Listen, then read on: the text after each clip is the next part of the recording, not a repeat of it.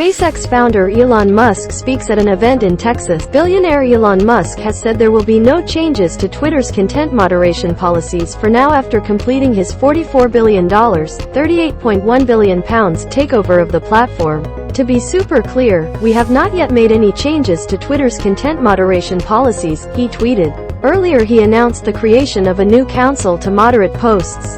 He also tweeted that anyone suspended for minor and dubious reasons would be freed from Twitter jail. Comedy is now legal on Twitter, he said. Senior figures at Twitter have announced their exits since Mr. Musk took over after long delays to the deal. Questions are focused on Mr. Musk's future plans for the site. The potential changes have drawn scrutiny from regulators and divided Twitter's own users, some of whom are worried Mr. Musk will loosen regulations governing hate speech and misinformation, and some of whom feel the previous management curtailed free speech with overly rigorous rules. Mr. Musk said Twitter would be forming a council with widely diverse viewpoints. No major content decisions or account reinstatements will happen before that council convenes, he said, shortly before confirming that Twitter had ended artist Kanye West's suspension from the platform before his acquisition. Rapper Kanye West, known as Ye, had been suspended from the platform for anti-Semitic comments. Finance chief Ned Siegel was among the senior leaders to announce his exit from the company after Musk's takeover. General Motors, the largest U.S. carmaker and a rival to Mr. Musk's Tesla, says it has temporarily halted paid advertising on Twitter. GM said it was engaging with Twitter to understand the direction of the platform under their new ownership.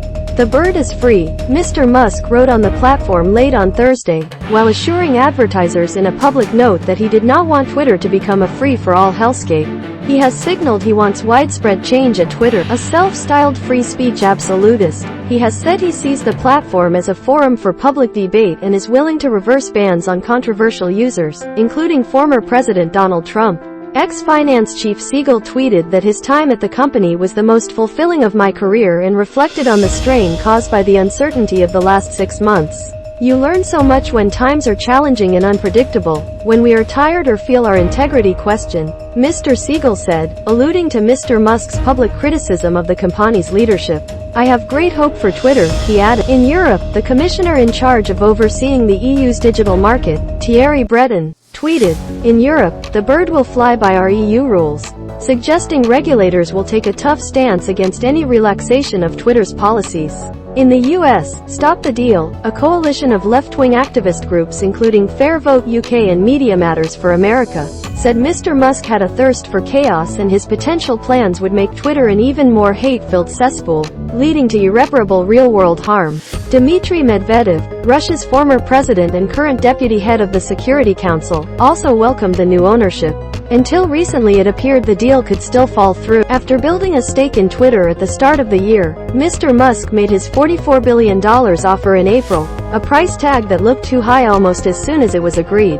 He said he was buying it because he wanted civilization to have a common digital town square, and pledged to clean up spam accounts and preserve the platform as a venue for free speech. But by the summer he had changed his mind about the purchase, citing concerns that the number of fake accounts on the platform was higher than Twitter claimed. Twitter executives took legal action to hold Mr. Musk to his offer, arguing that he was balking after becoming concerned about the price. The deal closed on Thursday, when a company controlled by Elon Musk purchased the firm for $54.20 per share, according to a filing on Friday with the U.S. government. Dan Ives, analyst at Wedbush Securities, said the $44 billion price tag would go down as one of the most overpaid tech acquisitions in the history of M&A, mergers and acquisitions, deals on the street. "As we have discussed, the easy part for Musk was buying Twitter. The difficult part, an Everest-like uphill battle looking ahead, will be fixing this troubled asset," he wrote.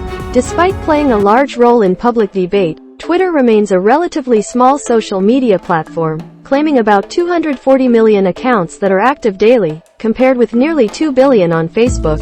It has struggled with the wider market decline in digital advertising. It is not yet clear whether the clear-out of senior management is the forerunner to company-wide job cuts. Earlier reports suggested 75% of staff at the social media company were set to lose their jobs. Departing executives are in line to receive hefty payouts under terms negotiated earlier this year. Mr. Agrawal could receive a package worth potentially $60 million, while Mr. Siegel could receive more than $46 million, according to a May filing with the U.S. government.